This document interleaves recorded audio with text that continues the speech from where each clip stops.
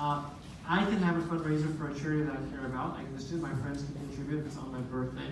And it's a really cool tool. Now, so I think that's actually a good thing.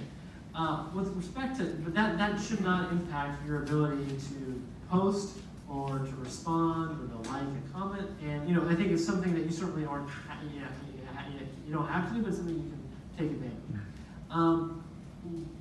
For the other, I guess I'll leave it at that. I'll jump in on question number 2. Yeah. So I think the one thing that's important, just trying to tease out something that you mentioned in your question about if conservatives knew where was the line and essentially where it made it uncomfortable. I think when we're talking about trying to define something about, well, where is the line, as if there were a line, that line would be adequately drawn, because I'm sure the conservatives would turn back around and say that it wasn't drawn in the right place.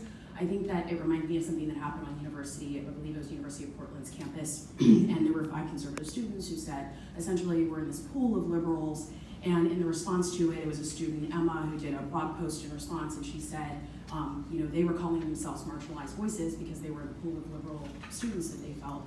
And she had this brilliant response when she said, how can you be a marginalized voice when all of the policies and the administration props up your beliefs? And I think that when we're thinking about who are marginalized voices and who are being silenced on some of these platforms, when you even think about what does digital inclusion mean? What does something inclusion mean? It means acknowledging that something about the policies and the way something, the framework of something, was inherently exclusive to start. So if something was inherently exclusive to start, and we can acknowledge that majority voices are usually the voices that are propped up, then that is why people who are the minorities are saying, hold on a second, we deserve certain protections, we deserve certain care, we need to think carefully about how we moderate and who are we actually silencing.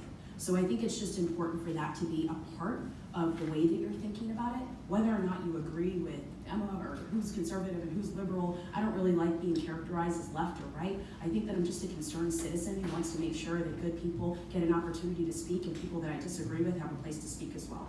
But I should not be targeted by virtue of the color of my skin or things that I can't change just because you get a bigger voice on any tech platform.